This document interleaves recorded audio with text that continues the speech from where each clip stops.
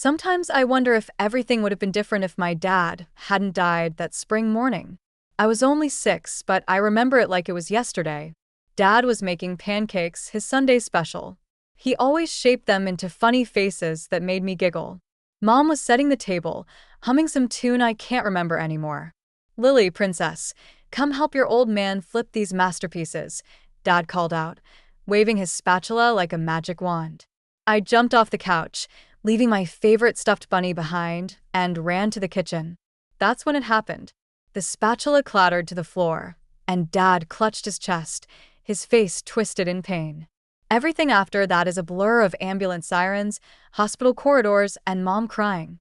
Just like that, my father was gone, leaving behind an empty house that felt too big and too quiet. Mom didn't cry for long, though. She met Richard at some community support group for widowed parents. He seemed nice enough, tall with kind eyes and a gentle smile that reminded me a bit of Dad. Within a year, they were married, and he moved into our house.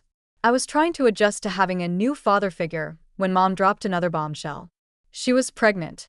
I remember her face glowing with excitement as she told me I was going to be a big sister. I was 8 when Tommy was born, and that's when everything changed. That's when Mom quit her job as an elementary school teacher. "Tommy needs me," she'd say whenever anyone questioned her decision. These early years are crucial for a child's development. I wanted to ask about my early years, about whether they hadn't been crucial too, but the word stuck in my throat. Instead, I watched as Mom's world gradually shrank until it revolved entirely around Tommy.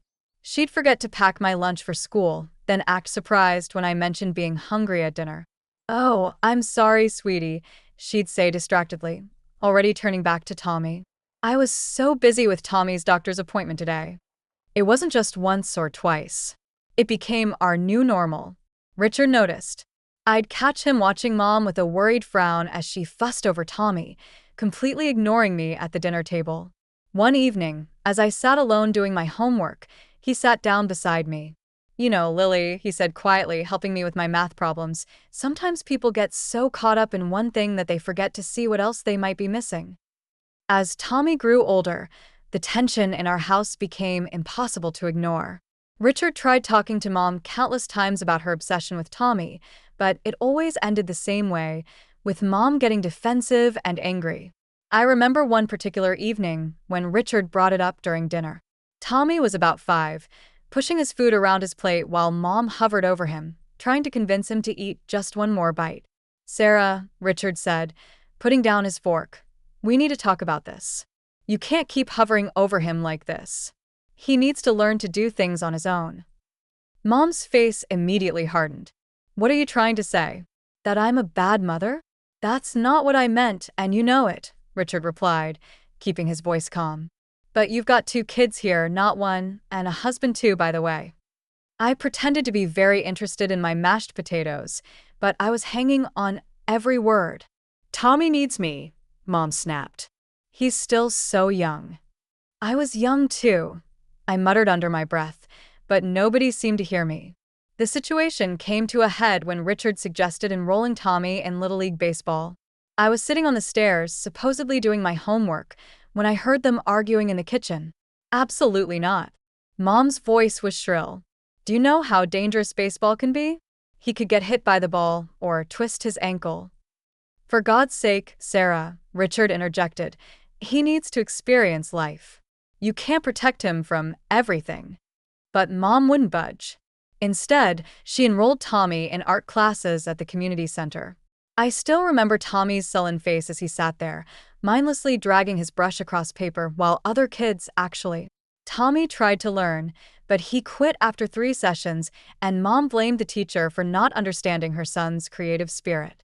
Meanwhile, Richard started spending more time with me. Maybe it was his way of balancing out Mom's behavior, or maybe he just saw a kid who needed someone in her corner. He'd take me to my karate classes 3 times a week, sitting through every session, cheering louder than any other parent when I earned my belts. But while I was flourishing under Richard's attention, Tommy was becoming increasingly difficult. He'd leave his room a complete mess, toys and clothes everywhere, and Mom would turn to me with that look I'd come to dread. "Lily, be a dear and clean up Tommy's room," she'd say, not really asking but telling. One day, Richard caught wind of this arrangement. "She's not his maid, Sarah," he protested. "He needs to learn to clean up after himself." That's when Mom burst into tears, pulling out her ultimate weapon. "I knew it. You love her more than your own son. How can you treat Tommy this way?" I watched Richard's face fall, saw the fight leave his eyes. He looked at me apologetically, then raised his hands in surrender. "Fine, have it your way," he said quietly, walking away. After that, he stopped arguing with Mom about Tommy, but the look he gave me said everything. He hadn't given up on me, even if he'd given up on fighting with Mom. It was a small comfort, but sometimes small comforts are all we have. High school graduation day was bittersweet. As I stood in my cap and gown, scanning the crowd, I spotted Richard beaming proudly. Mom was there too, but she kept checking her phone, probably texting Tommy's babysitter. Later that evening, Richard called me into his study. "I've been saving up," he said, pulling out a folder full of college brochures. "You can go wherever you want, Lily. Sky's the limit." Before I could respond, Mom burst in. "You can't be serious," she exclaimed. "That money should be saved for Tommy's future.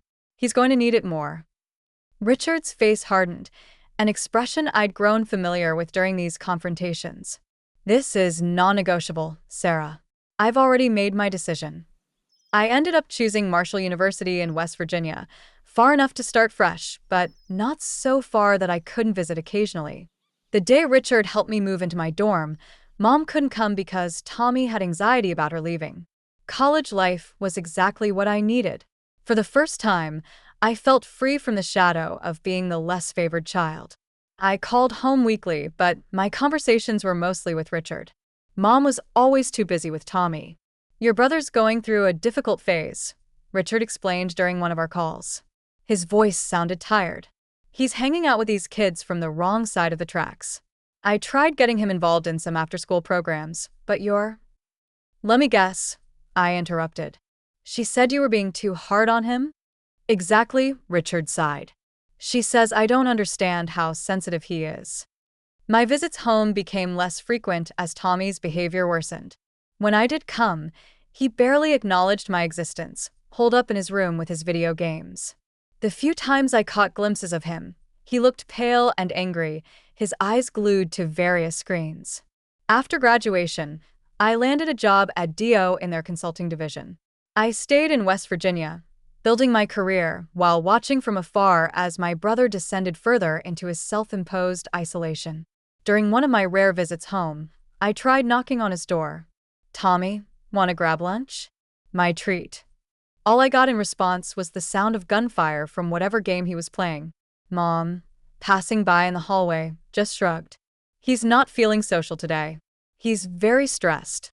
The contrast between our lives couldn't have been starker. While I was pursuing my career goals, Tommy was pursuing virtual achievements, supported by Mom's endless excuses. Richard's disappointed face said it all.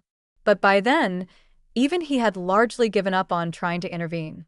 By 27, I had finally saved enough for a down payment on my own place.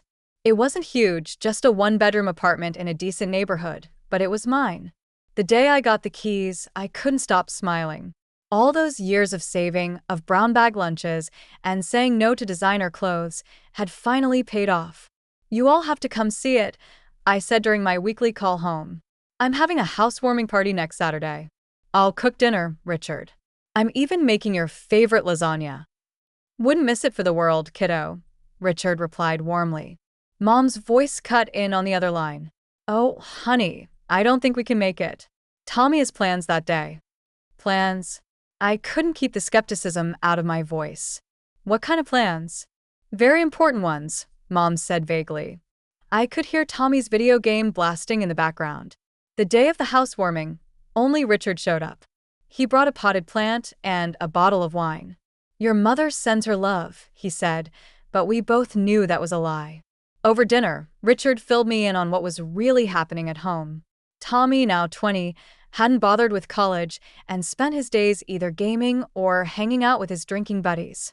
Richard had tried to help, offering him a position at his construction company, just as a starting point. You know, Richard explained, twirling pasta on his fork. Everyone needs to start somewhere. But Sarah, he shook his head. Sarah said it would be beneath him. Can you believe that? Sarah says Tommy's too intelligent for manual labor. Too intelligent to work, but not too intelligent to mooch off his parents, I muttered. Richard gave me a sad smile. I keep trying, Lily. God knows I keep trying. That was the last real conversation we had. 2 years later, I got the call that changed everything. Richard had collapsed at work, massive heart attack, just like my father. By the time I made it to the hospital, he was gone. The funeral was surreal.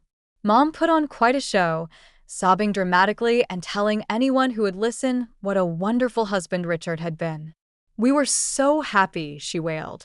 How will we manage without him? I watched her performance with a mix of disgust and pity. Her tears weren't for Richard. They were for herself. I could see the wheels turning behind her grief-stricken facade. Richard had been the sole breadwinner. Without his income, how would she maintain Tommy in the lifestyle to which he'd become accustomed? Tommy didn't even bother to wear a proper suit to the funeral. He showed up in wrinkled khakis and a polo shirt that had seen better days. He spent most of the service staring at his phone, while Mom made excuses for him. He's processing his grief in his own way. Standing there at Richard's grave, I couldn't help but think about how history had repeated itself. Another father figure, another heart attack, another funeral. Only this time, I was old enough to see everything clearly, including the fact that Mom's tears were more about her bank account than her broken heart. A year after Richard's death, I had mostly lost touch with Mom and Tommy. What little I knew came from Aunt Linda's occasional calls. They're getting by on Richard's savings, she told me. Your mom sold his Chevrolet last month. The tools from his workshop went before that. I tried not to care. I really did. But when Mom's number flashed on my phone one Tuesday evening, my heart still skipped a beat. Lily. Her voice sounded smaller than I remembered. I need you to come home. Please. Something in her tone made me book a flight for the next day. When I pulled up to our old house, I barely recognized the place. The once pristine lawn Richard had meticulously maintained was overgrown with weeds. Paint peeled from the window frames, and one of the shutters hung crooked. But the house wasn't the only thing that had aged poorly. Mom opened the door, and I had to suppress a gasp. The vibrant woman I remembered had been replaced by someone who looked 20 years older than her actual age. Deep wrinkles lined her face, and her hair, which she'd always kept perfectly colored and styled, showed stark gray roots. Come in, she said, leading me into the living room. The house smelled musty, and dishes were piled in the sink. A thin layer of dust covered everything. This from the woman who used to make me rewash plates if she spotted a single water spot. Mom, what's going on? I asked, settling onto the couch. A spring dug into my thigh, another thing Richard would have fixed immediately. She broke down almost immediately. We're running out of money, Lily. My pension barely covers the utilities and the savings. She twisted her hands in her lap. They're almost gone. What about Tommy?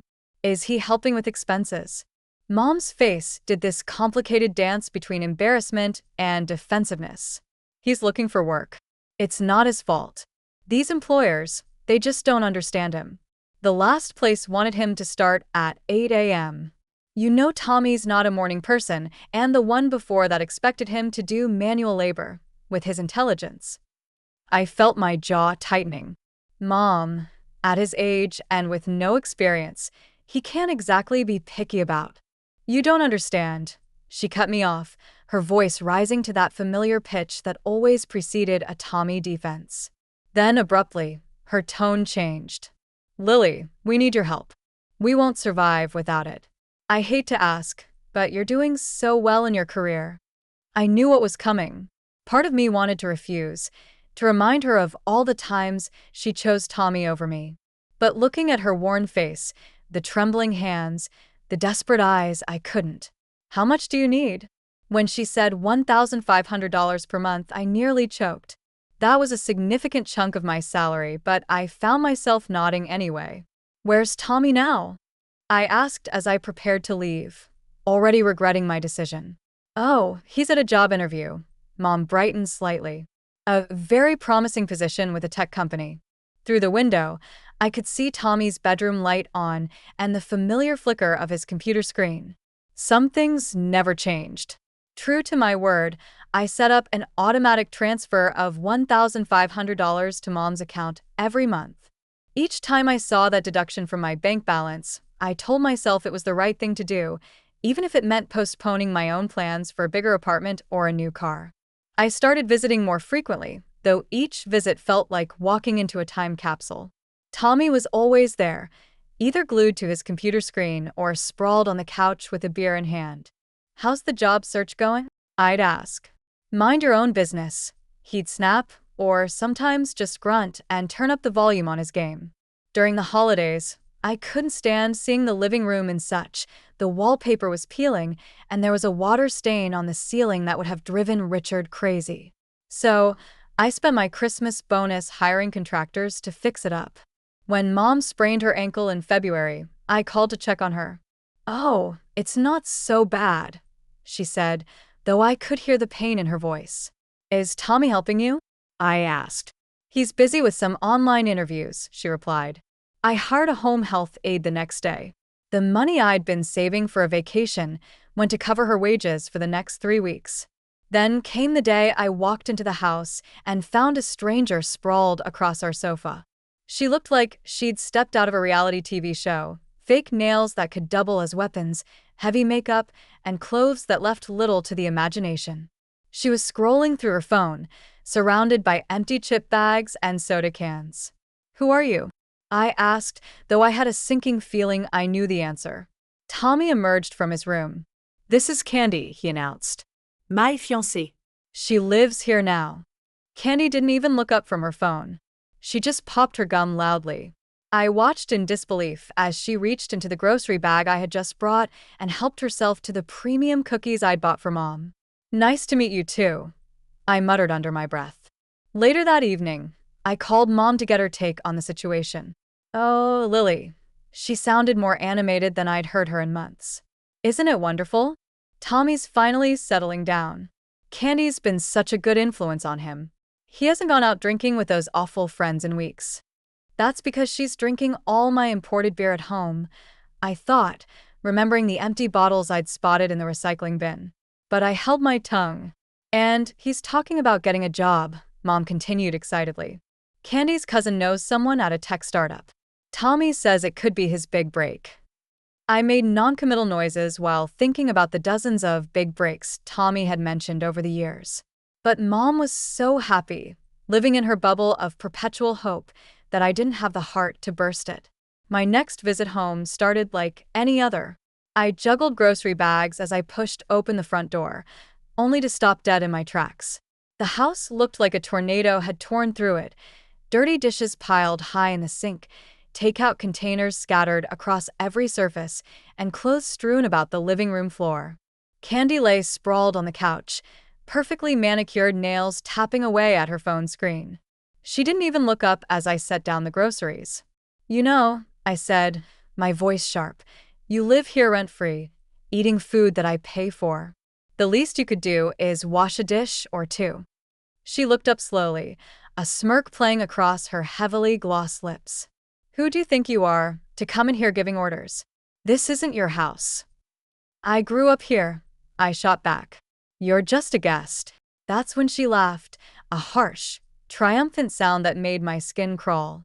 "Oh, honey, you've got it all wrong. This house belongs to Tommy now. Your mom signed everything over to him. There's a will and everything." I found Mom in the kitchen, organizing coupons she never used. "Is it true?" My voice sounded strange in my own ears. "Did you make a will leaving everything to Tommy?" She wouldn't meet my eyes at first, fiddling with the papers in front of her.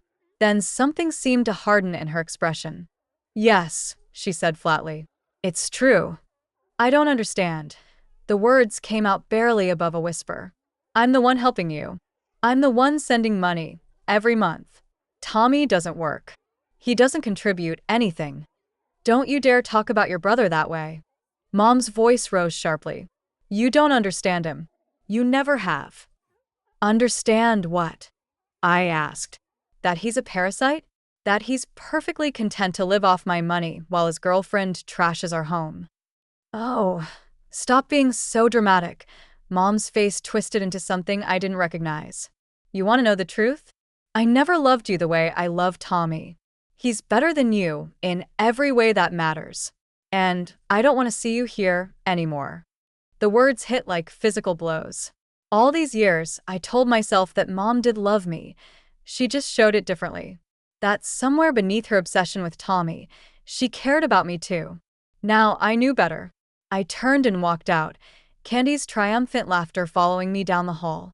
21 years of hoping, of making excuses, of trying to earn my mother's love. All of it ended with the quiet click of a door closing behind me. The drive home from Mom's house was a blur. I don't remember the 4-hour trip. I don't remember climbing the stairs to my apartment. I don't even remember sitting down on my couch. But I do remember the moment of clarity that came as I stared at my phone's banking app, the automatic transfer to Mom's account. $1,500 every month for the past year. My finger hovered over the screen for a moment before I decisively clicked, cancel recurring payment. For the next few weeks, I threw myself into work, trying to ignore the hole in my budget that suddenly felt like an opportunity rather than a burden. I started researching investment options for the money I'd been sending home. Maybe I could finally start saving for a house of my own. A real house, not just an apartment. Then, exactly 1 month after my last visit home, Mom called. The money didn't come through, she said without preamble. No, hello. No, how are you? There must be some mistake with the bank, Mom said. There's no mistake, I replied, surprised by how steady my voice was. I canceled the transfers. There was a moment of stunned silence before she exploded. You what? How dare you, after everything I've done for you? I actually laughed at that. Everything you've done for me? Like what, Mom? Forgetting my existence? Forcing me to be Tommy's maid? Telling me you never loved me? That's different, she said, using her familiar Tommy defense voice. You know I was upset, but you can't just stop helping us. We're counting on that money. Tommy and Candy are planning a vacation to Cancun. They need a vacation? I interrupted, my voice rising. Tommy needs a vacation from what, exactly? Playing video games and drinking beer? Let me tell you something, Mom. Tommy doesn't need a vacation. He needs a job. How dare you speak about your brother that way, she snapped. You're just jealous because… Because what?